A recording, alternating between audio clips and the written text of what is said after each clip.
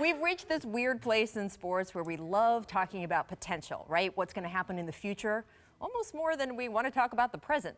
The Warriors win a title and everyone wants to hot take right away how many more they might collect.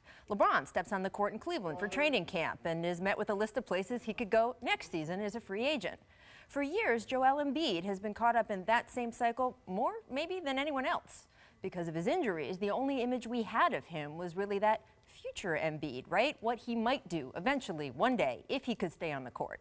Well, I got news for you. That future is here. And before you fast forward to what the eye-popping combo of Embiid and Ben Simmons might mean for the NBA down the road, you need to appreciate Joel Embiid is already a monster. And he showed that in full last night against Miami. There was his physicality, the way he fended off the Heat's dogged attempts to make him uncomfortable in his first game back from face surgery.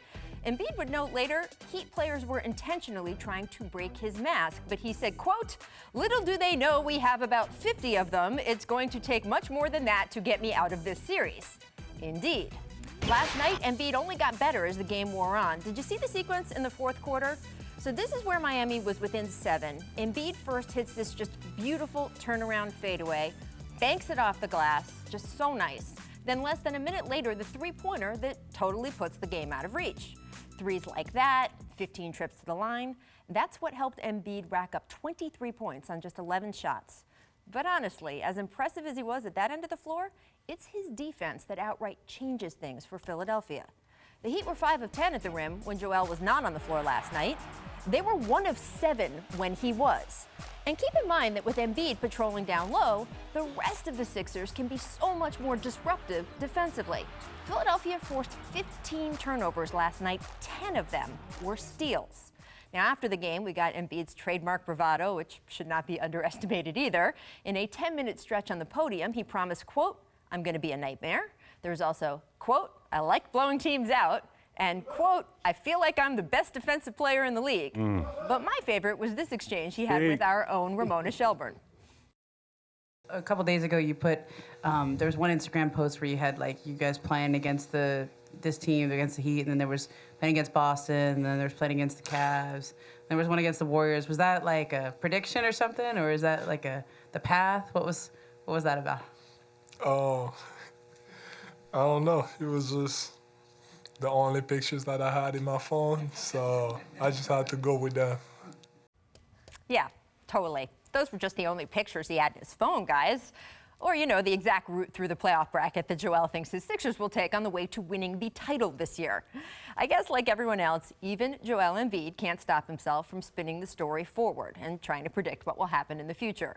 Although after what he did last night, I don't know, maybe he's earned it. All right, Tracy, I want to get back to the one little scene we saw there of Justice Winslow stepping on Embiid's mask, because I know that caught your attention last night. It did. I just thought it was Bush League, because if you thought that was going to, if you was to break that, you thought they didn't have a backup for him to, you know, put another mask on. I mean, surely you wasn't thinking about who this guy is and what he really means to this team. For you to think that they just going to have one mask, you break that and he's out of the game. No, you sadly mistaken. So I thought it was just Bush League on his part. I was surprised that a team, a franchise that usually has a lot of discipline, particularly in the playoffs. You saw that in game 2, which is how they came back. I was surprised they got engaged with Embiid like this. They got distracted. He got them out of their game. Or maybe they got themselves there by being so preoccupied with him and antics. And I thought that's not what a Miami team should be doing. Even the series, you've taken home court back, and you get preoccupied with this junk. Yeah. They did themselves a disservice. But it's a fine line, right? Because doesn't this team, aren't they known for being physical, trying to rough other teams up and use that as their advantage, a little physical intimidation? Yeah, I have no problem with the physicality, but, I mean, you talk about the antics of stepping on a guy's mask. That has nothing to do with being physical. Okay, well, by the way, Joel said, oh, we got 50 of these. I don't know how many as a franchise they have, but Rebecca Harlow from TNT said last night there were only 2 in the building. So one got broken. I'm not saying it's a good or fair or even, I mean, it's a strategy that might get a phone call from the league today. I'm not saying it's okay. I'm just saying that may be what they were going for. I mean, I don't buy it, you know. Yeah, even if they had to, you wasn't going to keep this guy out of the game. Not the way he was playing and the impact that he had on that game last night. He was not going to allow you, even if, let's say they didn't have any more masks. He wasn't going to sit out just because you broke his mask.